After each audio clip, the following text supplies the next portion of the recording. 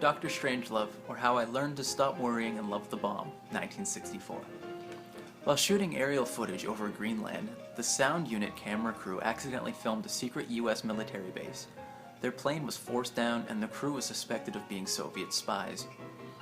Peter Sellers improvised most of his lines.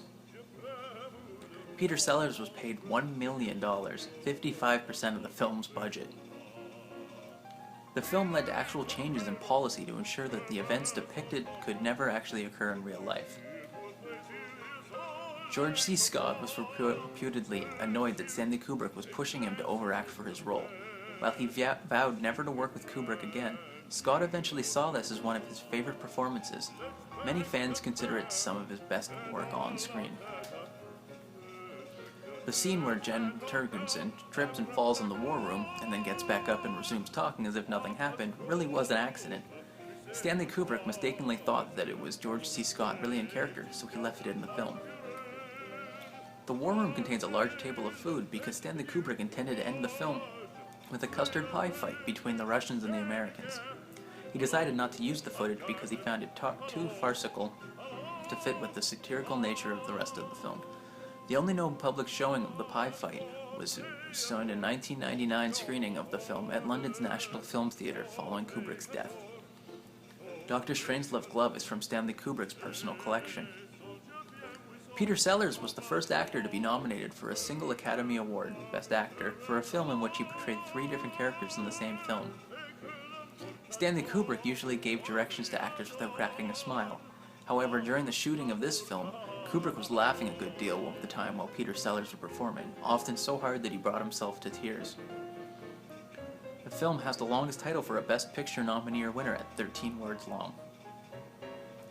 It was a favorite film of critic Gene Siskel. Stanley Kubrick's last black and white film.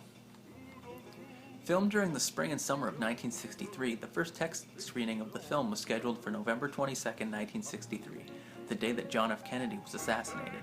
The producers felt that the public would not be in a mood for a black comedy so soon after such a traumatic event, so the premiere was moved back to late January 1964. General Turgensen, George C. Scott, is a veteran of both World War II and Korea. Early titles of the project were The Edge of Doom and The Delicate Balance of Terror.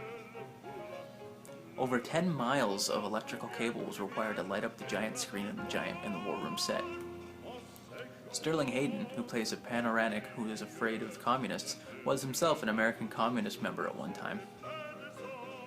This was the final collaboration between Stanley Kubrick and his producing partner James B. Harris. In the novel by Peter George, the 2 H-bombs are named Hi There and Lolita. 2 years earlier, Stanley Kubrick directed Lolita, 1962. Some of the Air Force stock footage of the mid-air fueling scene in the opening credit sequence also appears in other films, including Santa Claus Conquers the Martians. In original script draft, Dr. Strangelove is referred to as Von Klutz. Despite the editing and cross-cutting, Peter Bull, playing Soviet Ambassador D. Sadisky, is glimpsed trying to keep himself from cracking up in the scene where Dr. Strangelove's mechanical arm and hand are moving out of control. The famous Mein Führer, I Can Walk, was improvised by Peter Sellers. Ranked 89 on American Film Institute's list of 100 greatest American films.